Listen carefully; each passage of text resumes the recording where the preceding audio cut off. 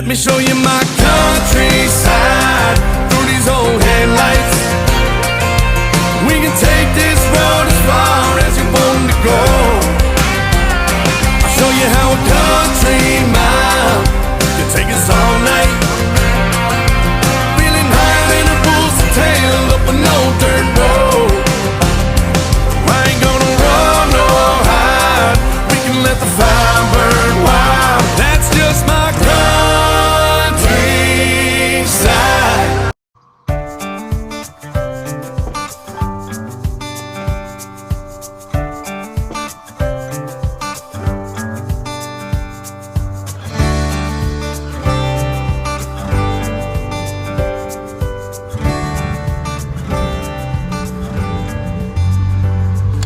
How's it going? So we are just starting the next step in our process. We have about 30 posts in the ground, and I've got 19 H braces to build.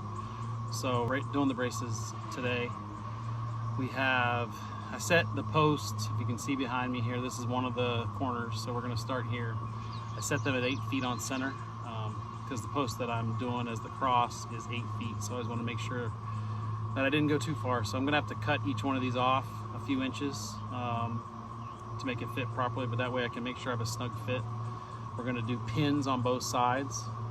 One is gonna be the set pin, which is gonna go about halfway into the post.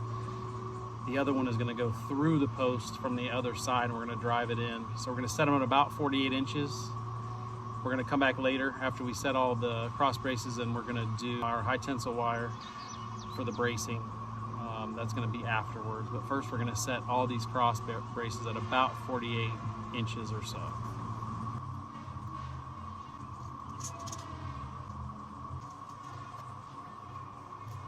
All right, so these are the pins I was talking about. This is going to be the pin that goes about halfway into the post versus the pin that goes all the way through.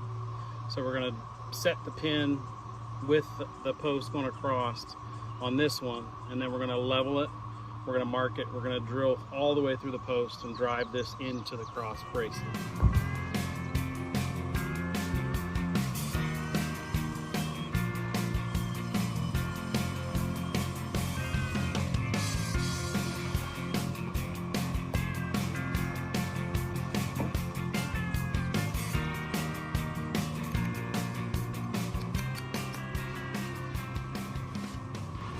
All right, so it's about 91 and 5/8 from post to post, so I'm going to have to shave off a little less than 4.5 inches to make this fit. So we're going to cut that off now.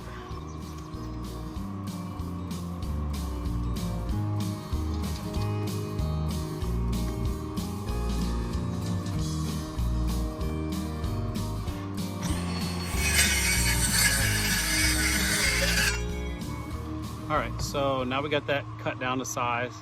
So I have to drill a hole right in the center of it to accept this pin, and a hole in the other end when we drive the pin all the way through.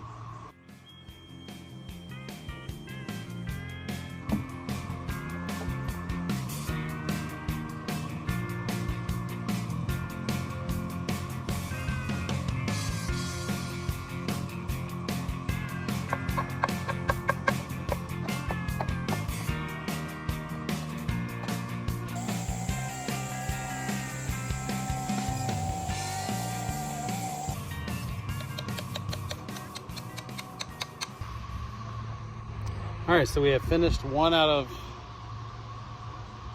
19. Pretty simple, pretty straightforward. Again, we're gonna come back and do the wire, the high tensile wire that goes around this to give it strength, because this is a corner. The fence is gonna run that way. And then this is a corner post, so it's also gonna go down this way. I don't know if you can see any of those line posts and corner posts way down there. But this is number 1 out of 19. Seems pretty simple.